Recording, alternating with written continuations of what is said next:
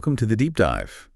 Today, we're tackling work-life balance, something I know you're probably thinking about quite a bit. Absolutely. It's a constant challenge, isn't it? It really is. So we've got this detailed report we've been looking through. It really breaks down what work-life balance means today, why it's just so vital for you personally. And how to spot when things are maybe a little off-kilter. Exactly. And crucially, practical steps you can actually take to find that equilibrium again. Yeah, our goal here is to pull out the really useful stuff for you. The core definition, why it matters so much, the warning signs, and those actionable strategies. No jargon overload, just the essentials. Okay, so let's dive right in. What is work-life balance now? Because it feels like it's moved on from that old idea of like a strict 50-50 split of your day. It really has. Yeah. The conversation shifted. We used to talk about strict separation, but now you hear terms like work-life integration. Integration. Okay, Yeah. So what does that actually look like? Well, it's less about counting hours, more about your subjective feeling. Do you feel fulfilled, content? Across all the important parts of your life, work, yes, but also family, friends, hobbies, your own downtime. So it's personal. Very personal and dynamic. What feels balanced for you one month might feel totally out of sync the next, depending on what's going on. There's no single right answer. That makes sense. So why is actually striving for this balance, whatever it looks like for you, why is it so critical?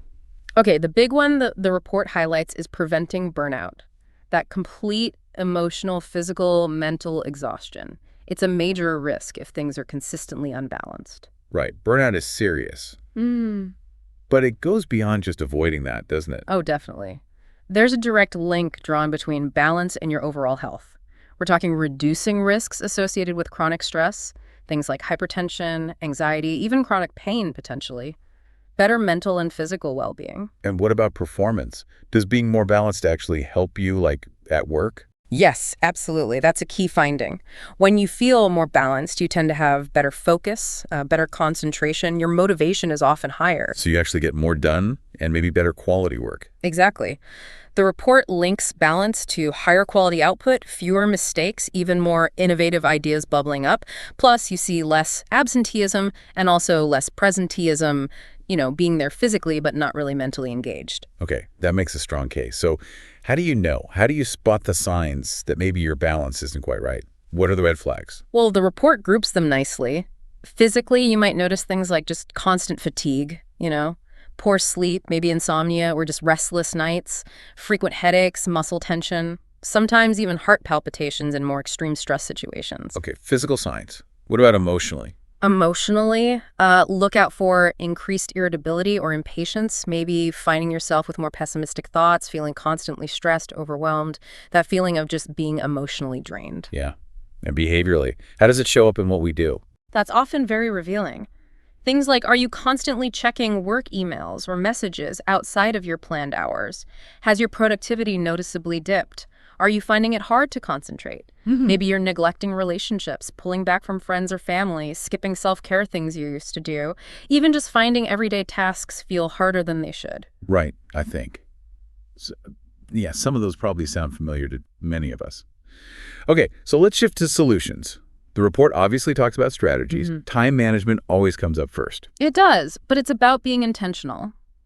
The report suggests maybe starting with a time log for a few days. Just see where your time is actually going. It can be eye-opening. Like an audit of your time. Kind of, yeah. Then prioritizing is key. Using something like the Eisenhower matrix, sorting tasks by urgent important, making proper to-do lists that are actually prioritized. Time blocking can also be really effective, scheduling specific chunks of time for specific tasks, work, and personal. And minimizing distractions. Saying no. That's part of it too. Crucial parts. And setting realistic goals, delegating if you possibly can. It's about actively managing your time, not just letting the day happen to you. Okay, that leads nicely into boundaries, which feels related. Yeah. Creating that clear separation. Absolutely fundamental. This means defining your work hours and really trying to stick to them. If you work remotely, creating a dedicated workspace makes a huge difference psychologically. That mental switch off. Exactly. And managing communication expectations outside of hours. Being clear, maybe using out-of-office replies effectively, understanding what truly constitutes an emergency versus something that can wait.